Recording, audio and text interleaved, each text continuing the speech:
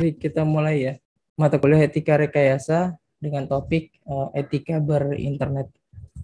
Pertama kita lihat adalah perkembangan dunia internet gitu, ataupun ya perkembangan dunia yang semakin hari semakin berkembang secara pesat ya, khususnya di bidang teknologi itu ya menggunakan teknologi internet.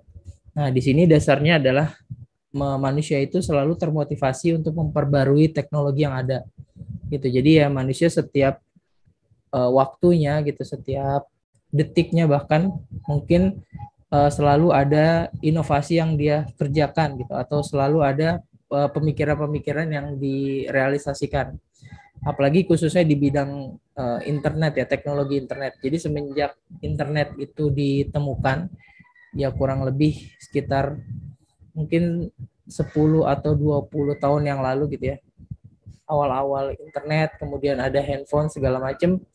Nah, itu perkembangan teknologi berjalannya sangat cepat gitu, ditambah lagi dengan manusia yang selalu termotivasi memperbarui teknologi yang ada.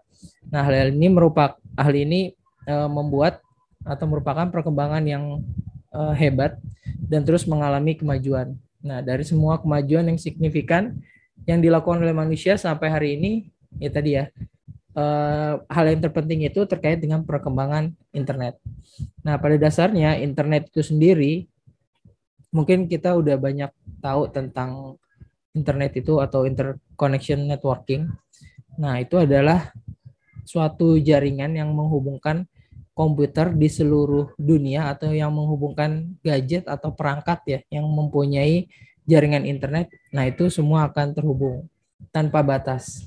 Nah, ini dihubungkan oleh beberapa jumlah unit yang menjadi satu jaringan yang saling bisa mengakses.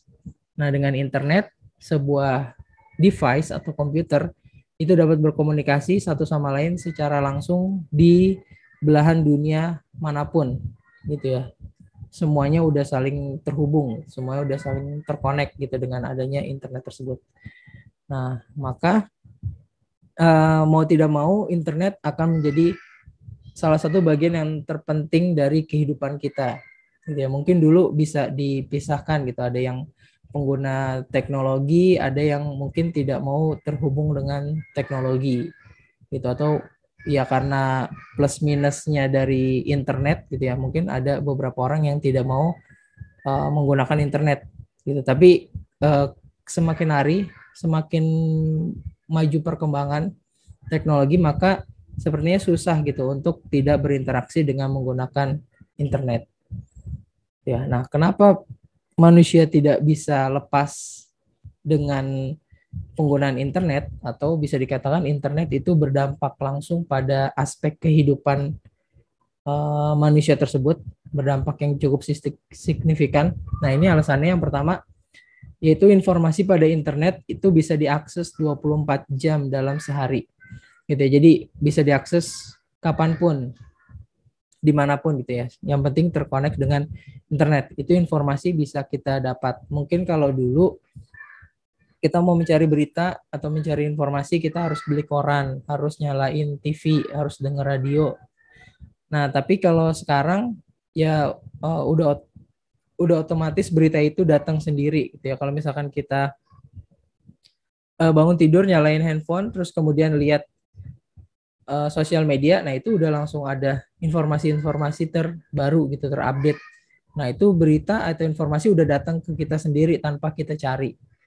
Nah, seperti itu yang dimaksud dengan informasi yang di internet itu bisa diakses 24 jam. Ataupun kalau misalkan kita sengaja mencari informasi tersebut, nah ya udah pasti gitu kita bisa mendapatkan informasi yang lebih banyak lagi gitu ya, karena kita mencarinya di internet tersebut. Terus yang kedua alasannya biayanya murah dan juga bahannya gratis gitu ya. Jadi biaya internet ya mungkin sekarang ya bisa lah dimasukkan dalam kategori murah gitu ya, untuk membeli pulsa gitu. Apalagi provider sekarang kan banyak yang bersaing murah-murahan harga gitu ya. Ditambah lagi mungkin dengan jaringan-jaringan internet di beberapa titik yang gratis. Nah, terus kemudian kontennya, bahannya juga gratis gitu. Jadi artinya konten kreator dari internet itu sendiri, nah itu selalu mengupdate gitu, selalu membuat konten-konten terbaru gitu. Bahkan mungkin dari bahan berita yang belum tentu benar itu bisa jadi langsung disebarkan gitu ya. Nah, itu salah satu keburukannya. Jadi berita yang belum tentu benar ya karena tadi orang-orang yang pengen konten gitu ya, berarti ya pengen membuat informasi, nah langsung dia mengupdate atau menyebarkan berita tersebut. Padahal kan harus dicek dulu kebenaran berita tersebut. Apakah baik atau buruk untuk disebarkan. Nah, itu nanti akan mempengaruhi kehidupannya dia gitu atau mempengaruhi informasi yang beredar tersebut. Nah, nanti ini akan menjadi satu aspek kelebihan dan juga kekurangan dalam berinteraksi menggunakan internet. Ya, salah satunya jangan mudah untuk menyebarkan berita yang belum tentu benar. Gitu ya. Dan kalaupun misalkan benar, nah itu harus ditelaah lagi, harus dianalisa lagi. Apakah berita ini kalau disebarkan bisa memunculkan masalah? Nah, itu juga harus dipertimbangkan lagi karena ya internet ini sangat bebas gitu ya, sangat sangat luas juga. Nah, terus kemudian alasan selanjutnya yaitu kemudahan akses informasi dan melakukan transaksi. Nah, ya semuanya tadi ya, mengakses informasi udah mudah, terus kemudian melakukan transaksi juga sudah mudah gitu, menggunakan pembayaran secara elektronik gitu, secara mobile banking segala macam itu udah mudah. Kita cukup di rumah mengakses, terus kemudian konfirmasi sudah terdaftar misalkan akunnya, ya kita tinggal melakukan transaksi juga sudah sangat mudah. Nah, terus kemudian alasan yang lain adalah kemudahan membangun relasi dengan pelanggan. Ya, ini salah satunya ya, berkomunikasi, bersosialisasi dengan menggunakan internet itu jauh lebih mudah, itu jauh lebih efisien juga, tidak perlu datang, tidak perlu bertemu, menghabiskan biaya, tenaga gitu dan ongkos juga. Nah, ini cukup ya menggunakan sosial media aja, kita terhubung, terus kemudian saling follow ataupun menyapa, kenalan segala macam, nah itu udah terjalin relasi, hubungan relasinya. Nah, cuman di balik itu ya ada kelebihan dan juga kekurangannya. Nah, bisa jadi harus diperhatikan lagi gitu ya. Siapa tahu yang kita jalin hubungan ini adalah akun palsu gitu atau bukan orang sebenarnya segala macam. Nah, itu nanti jadi pertimbangan lagi. Nah, terus kemudian alasan yang lain adalah materi dapat diperbarui dengan mudah. Ya, kontennya bisa diupdate dengan mudah asal terhubung dengan internet tadi. Nah, terus kemudian penggunaan internet telah merambah ke segala penjuru ya, seluruh lapisan orang ya, seluruh apa namanya? Level tingkatan pendidikan segala macam ataupun seluruh penjuru itu udah bisa diakses dengan internet. Itu mungkin yang pelosok-pelosok pedalaman hutan atau gunung kayaknya juga udah terkoneksi dengan internet. Nah, itu semua juga udah saling terhubung ya. Jadi mau nggak mau ya sangat mudah gitu menggunakan jaringan internet ataupun sangat mudah internet memberikan dampak pada aspek kehidupan manusia. Nah, terus kemudian internet itu ya berkaitan dengan dunia maya ya. Jadi internet itu dia identik dengan cyberspace atau dunia maya. Nah, cyberspace sendiri ini merupakan suatu ekosistem bioteknologi di semua tempat yang memiliki jaringan. Itu memiliki telepon misalkan ataupun media penghubung kayak misalkan kabel, fiber optik ataupun elektromagnetik, gelombangnya elektromagnetik.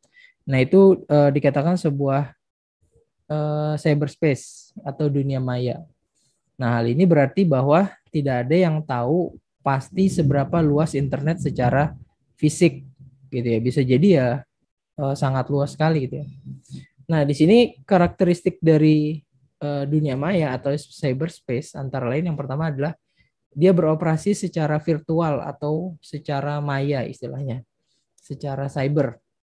Nah, itu yang dimaksud dengan karakteristik dari dunia maya. Dia berjalannya, beroperasinya secara virtual atau secara maya atau secara digital.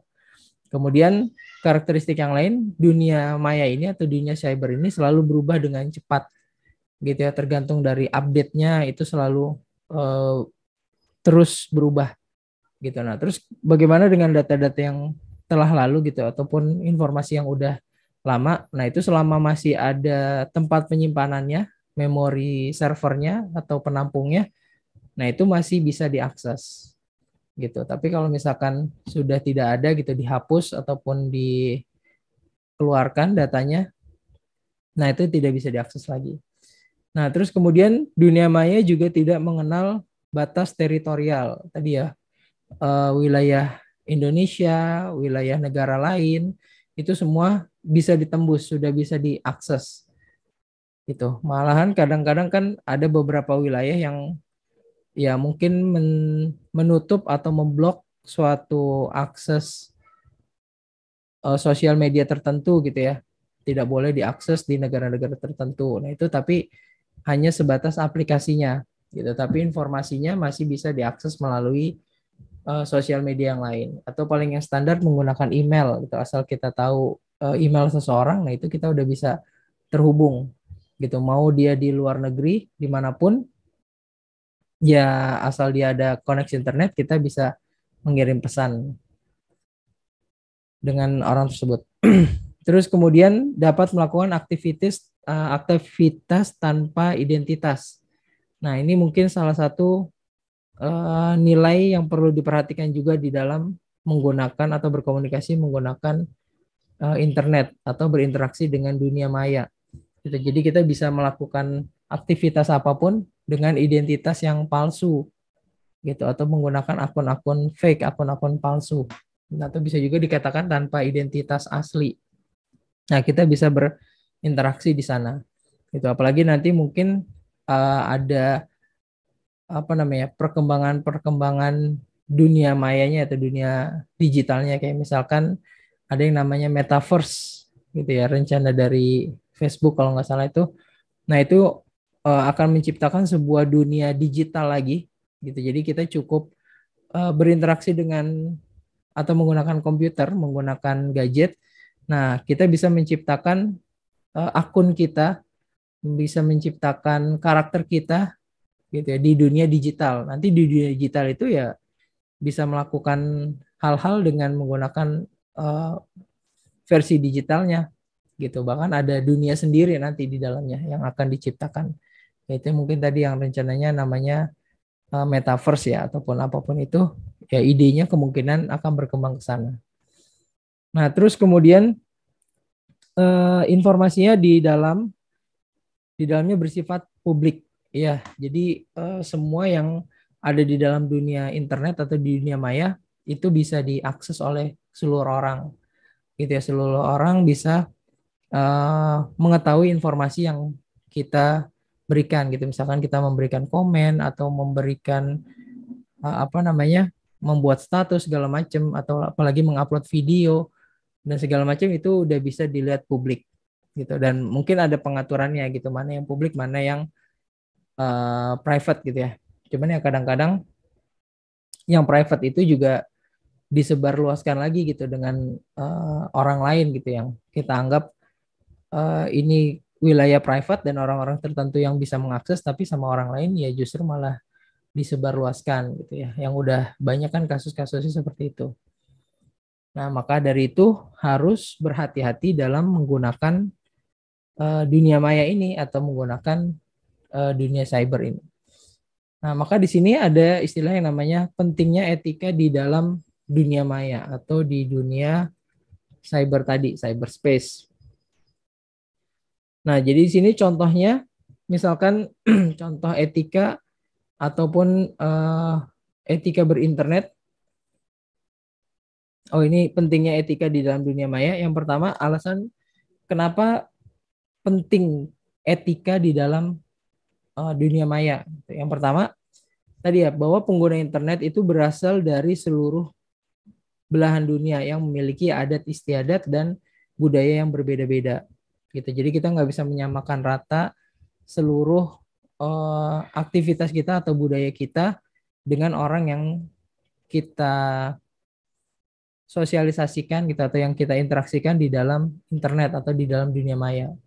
Itu kan pernah kita lihat ada bahasa-bahasa tertentu gitu yang nggak bisa digunakan untuk berkomunikasi dengan orang di negara yang lain, atau bahasa tubuh tertentu, atau menggunakan apa namanya simbol-simbol tertentu aja yang misalkan di dalam WhatsApp ataupun di dalam media chat.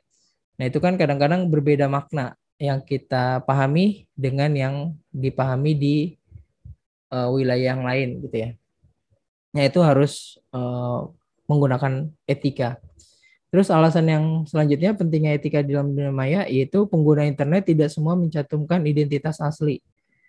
Itu jadi yang kita lihat bisa jadi anonimus gitu ya. Dia karena kita mengakses internet itu tidak harus menggunakan atau menyatakan identitas asli kita dalam berinteraksi. Ya bisa juga kita bisa menggunakan akun-akun palsu gitu. Nah, maka dari situ pentingnya kita melakukan etika di dalam dunia maya.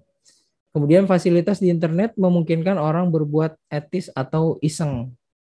Ya, jadi ya karena akunnya bisa tidak terlihat, terus kemudian bisa menggunakan akun palsu, ya kadang-kadang ada orang-orang yang suka melakukan iseng gitu ya, kegiatan yang tidak bermanfaat gitu dengan menggunakan akun-akun tertentu. Mungkin dia membuli ataupun mengkomentar apa segala macam. Nah, maka kadang-kadang kan disebut juga dengan haters gitu misalkan ya.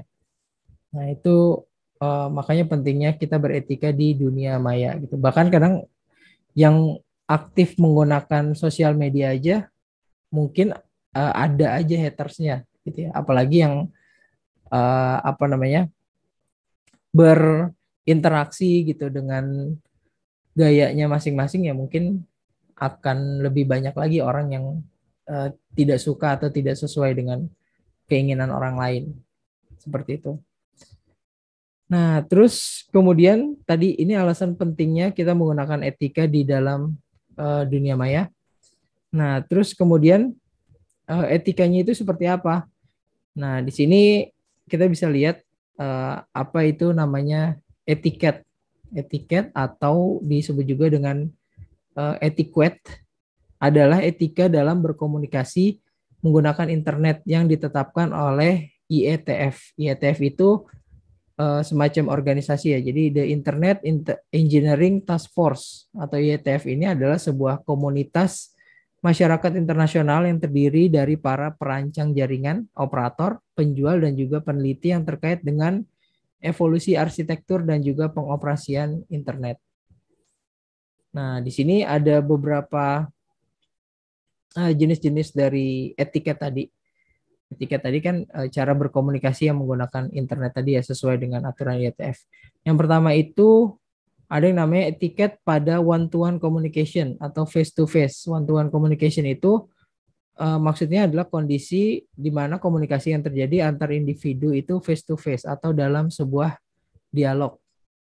Gitu ya. Jadi kalau kita misalkan video streaming ataupun misalkan video call segala macam dengan orang lain gitu misal yang belum baru kenal ataupun dari negara lain, nah itu harus ada etikanya gitu ya. Misalkan jangan menggunakan bahasa-bahasa yang tidak dimengerti gitu, jangan menggunakan bahasa tubuh yang ya tadi aneh gitu ya ataupun belum dipahami. Nah, seperti itu gitu. Nah, terus kemudian yang kedua, netiquette pada one to many communication. One to many ini ya komunikasinya itu satu orang bisa berkomunikasi kepada beberapa orang sekaligus gitu ya. Jadi mungkin secara broadcast gitu ya, dia mengirimkan email secara banyak. Nah, itu biasanya komunikasinya menggunakan mailing list, kemudian pakai NetViews. Nah, itu bisa berkomunikasi secara one to many communication. Nah, hal-hal yang dilarang misalnya antara lain ya jangan terlalu banyak menggunakan kutipan gitu ya, mengcopy paste dari orang lain. Terus juga menggunakan email itu dilakukan secara pribadi gitu. Jadi maksudnya jangan broadcast ke banyak orang gitu. Jadi cukup mengirim email antar personal gitu ya, secara pribadi atau ke beberapa orang yang memang diperlukan. Terus juga jangan menggunakan email untuk membicarakan orang lain gitu. Jadi kayak misalkan dia ngebahas satu instansi atau membahas orang lain dikirim ke email ke orang lain juga. Nah, nanti bisa jadi disebarluaskan. Terus jangan menggunakan kopi karbon gitu ya, pakai CC gitu. Jadi ibaratnya kita ngirim email ke satu tujuan tapi kita kirim juga ke orang lain tapi orang lain tersebut nggak tahu gitu. Nah, itu jangan sering-sering menggunakan model seperti itu.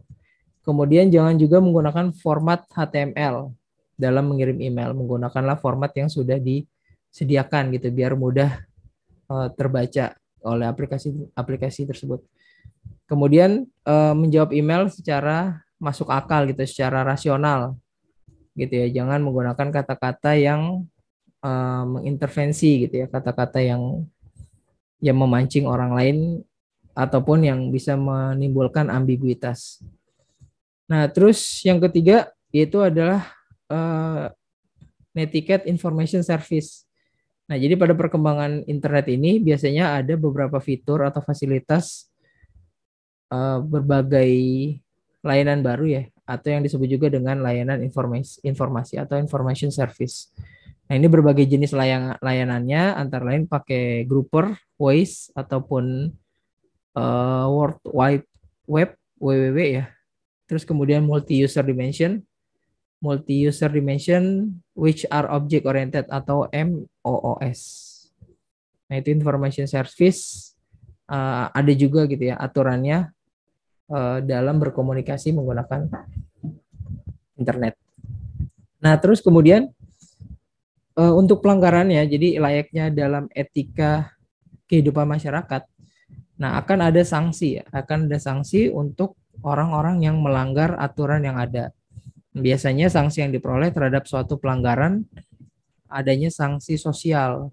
Nah, biasanya sanksi seperti tidak dapat berupa teguran atau dikucilkan dari kehidupan, atau lebih parah lagi sampai misalkan ada bullying gitu atau perundungan yang dilakukan oleh publik pada satu pelanggaran, atau dari providernya yang melakukan blok atau penghapusan akun gitu misalkan ya. Kalau misalkan akun tersebut ya banyak yang melaporkan gitu ya, banyak yang merasa tidak senang gitu dengan akun tersebut, dan nanti juga kontennya dicek ulang sama si pemilik operator atau sosial media tersebut.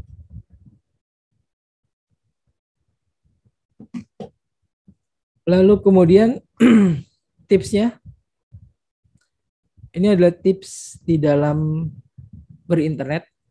Yang pertama, menghindari website download ilegal. Jadi kalau kita mau melakukan pengambilan data dari suatu website, nah itu dicek terlebih dahulu. Hindari website download ilegal karena sering terjadi penyalahgunaan atau terdapat jebakan juga di dalamnya. Ketika kita mengklik, ternyata kita sudah menyetujui satu ketentuan. Atau juga misalkan ada virusnya, ketika mengklik suatu gambar atau mengklik suatu link, nah itu bisa langsung tersebar. Kemudian yang kedua, miliki tujuan yang jelas saat berinternet. Jadi kita harus tahu gitu tujuan berinternet itu untuk apa. Ya bagusnya itu untuk berproduktif, agar kita tidak buang-buang waktu di internet gitu ya.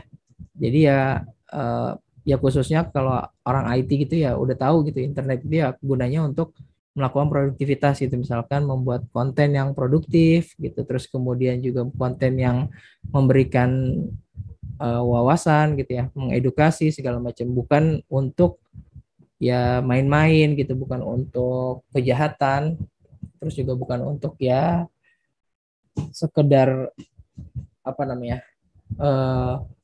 mengganggu orang gitu ya. Nah, terus kemudian yang ketiga, hindari selalu mengumbar data pribadi pada internet. Nah, ini dijaga ketika ingin memverifikasi atau mengharuskan men-share data pribadi menggunakan internet. Nah, itu harus benar-benar diperhatikan ketika men-share datanya. baik itu situs resmi ataupun apalagi yang tidak resmi. Kadang-kadang situs resmi juga masih bisa bocor ya, apalagi yang tidak resmi. Nah, itu harus dijaga benar-benar privasinya. Terus kemudian penipuan online seringkali menawarkan hal di luar akal nalar. Nah, oleh karena itu berhati-hati dalam bertransaksi gitu ya. Jangan karena murah gitu atau jangan karena ada gratisan segala macam jadi kita tertipu. Gitu. Jadi harus lebih pandai lagi ketika menggunakan internet karena ya tadi kita udah tahu di internet itu seluruh orang itu bebas mengakses gitu dan jenis-jenis orang itu modelnya macam-macam. Kemudian selanjutnya adalah konsultasikan mengenai informasi yang bombastis kepada teman atau keluarga yang lebih paham internet. Gitu. Jadi ya kalau misalkan ada sebuah informasi yang besar atau informasi yang ya tadi ya yang sangat-sangat rahasia gitu atau sangat-sangat diperlukan masyarakat, nah itu harus dipikirkan baik-baik sebelum men-share, itu dipikirkan baik-baik sebelum menyebarluaskan. Gitu. Misalkan kita tahu informasi rahasia satu pejabat ataupun rahasia sebuah public figure, seorang public figure, nah itu harus sangat rahasia, sangat hati-hati ya dalam men-share-nya. Gitu. Karena undang-undangnya sudah ada, ketentuannya sudah ada segala macam. Itu akan bisa memberikan kerugian kalau kita tidak berhati-hati. Itu tadi tips aman dalam melakukan internet.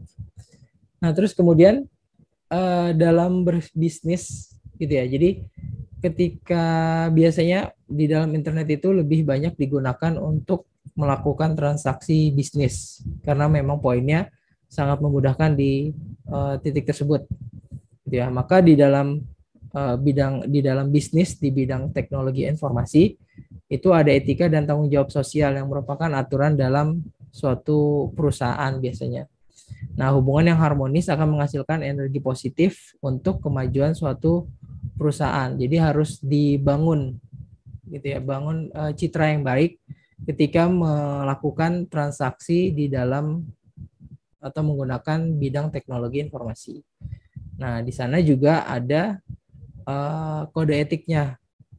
Nah, alasannya kenapa kita ketika melakukan transaksi atau berbisnis dalam suatu lingkungan e-commerce gitu ya atau menggunakan teknologi informasi harus menggunakan kode etik.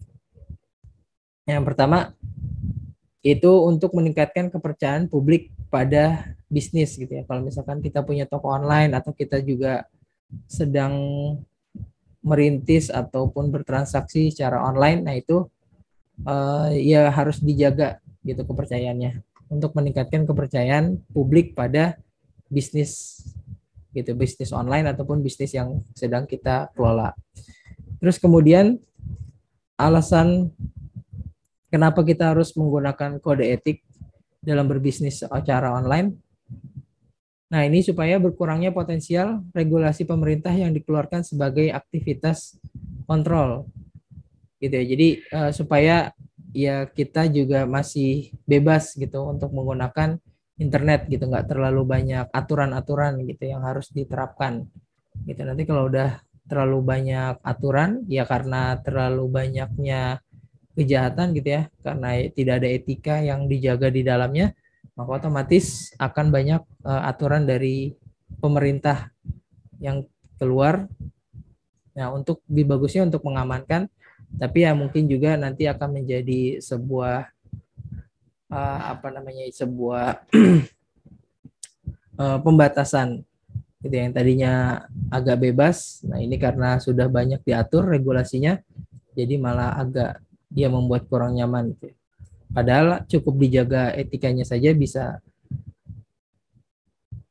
menggunakan menggunakan transaksinya tersebut. Nah, terus kemudian alasan yang lain adalah menyediakan pegangan untuk dapat diterima sebagai pedoman gitu ya, supaya ya bisnis kita tadi bisa berjalan dengan lancar di e-commerce tersebut. Kemudian juga untuk menyediakan tanggung jawab atas perilaku yang tidak beretika. Jadi ini alasan kenapa dalam berbisnis harus ada etikanya, khususnya berbisnis di dalam e-commerce gitu atau menggunakan internet. Nanti pertimbangan tanggung jawabnya yaitu kepada customer atau pelanggannya, terus juga kepada employee atau pekerja kita, admin kita, kemudian kepada stakeholder-nya juga, kepada kreditur, dan juga kepada masyarakat atau communities. Nah, ini biasanya yang berinteraksi atau yang bertanggung jawab gitu ya secara sosial di dalam berbisnis menggunakan internet. Nah, terus kemudian ada juga beberapa tanggung jawab para pelaku bisnis atau dalam bertransaksi untuk menjaga etika dalam proses bisnisnya. Ya, ini tanggung jawabnya kepada para pelanggan gitu misalkan. Nah, di sini tanggung jawab kepada para pelanggan itu yaitu bagaimana memastikan tanggung jawab bisnisnya itu berjalan dengan baik. Jadi itu dengan menetapkan kode etik, terus kemudian memonitoring keluhan dari para pelanggan, kemudian memperoleh umpan balik atau feedback dari pelanggaran yang ada gitu. Misalkan apa namanya barangnya nggak sampai, terus kemudian ada kualitas yang tidak sesuai. Nah, ini tanggung jawab sosial yang harus diterapkan kepada para pelanggan. Terus kemudian bagaimana juga memastikan tanggung jawab kepada pemerintah gitu ya terkait dengan bisnis yang dilakukan secara online tadi. Nah, itu ya kita harus mengikuti peraturan keamanan produk. Ya, jangan menipu pelanggan yang mengikuti standar dari pemerintah. Kemudian peraturan tentang periklanan juga, kemudian peraturan tentang persaingan ya. Bukan persalinan, persaingan industri. Nah, biasanya ya itu aturan yang sudah ditetapkan pemerintah, tinggal kita mengikutinya. Terus kemudian tanggung jawab sosial kepada para pekerja gitu atau para employee-nya tadi. Jadi yang pertama adalah keamanan pekerja atau employee safety. Nah, di sini kita memastikan tempat kerja yang aman bagi pekerja. Gitu ya. Jadi ya kalau misalkan kita punya bisnis online maupun tidak online, nah tanggung jawab pekerjanya adalah menyediakan atau memfasilitasi pekerjaannya tersebut tempat atau kondisi yang aman ketika dia sedang bekerja. Nah, kemudian perlakuan kerja, peraturan keamanan produk juga harus ditetapkan. Jadi kayak memastikan tidak ada diskriminatif, terus kesamaan kesempatan ya, kesamaan kesempatan dan juga kesamaan hak sipil gitu. Jadi jangan dibeda-bedakan gitu ya, misalkan. Kemudian juga bagaimana memastikan tanggung jawab bisnis dengan tadi ya employee-nya tadi, yaitu dengan menggunakan keluhan prosedur, kode etik, atau undang-undang ketenagakerjaan. Nah, ini masih tadi ya, masih terkait dengan tanggung jawab ataupun alasan mengapa menggunakan kode etik gitu kepada tanggung jawab sosial. Tadi udah ada customer, employee, terus kemudian yang ini adalah kepada lingkungan. Nah, biasanya hal-hal standarnya itu pencegahan polusi udara, yaitu di mana caranya dengan melakukan peninjauan kembali proses produksi, peninjauan penyelenggaraan pemerintah, kemudian juga pencegahan polusi daratan, yaitu dengan menggunakan peninjauan kembali proses produksi dan pengemasan, menyimpan dan mengirim barang sisa beracun ke lokasi pembuangan. Itu tanggung jawab pelaku bisnis secara sosial pada lingkungan. Nah, terus kemudian yang terakhir yaitu kepada lingkungan, kepada masyarakat. Nah, ini bagaimana sebagai pelaku bisnis, khususnya secara online, bisa mensponsori peristiwa masyarakat lokal, terus kemudian bisa memberikan sumbangan kepada masyarakat yang tidak mampu gitu ya. Ini sebenarnya terkait sama bisnis secara umum sih. Jadi kalau pelakuan bisnis secara umum, cuman ini dikaitkan dengan tadi etika di dalam melakukan transaksi atau melakukan bisnis secara online. Jadi sebenarnya tanggung jawabnya sama. Itu harus menggunakan etikanya tadi. Nah, cuman etikanya dibagi menjadi dua. Ada yang etika online, ada yang etikanya tadi secara umum. Nah, itu bisa digabungkan jadi. Baik, itu materi kita hari ini.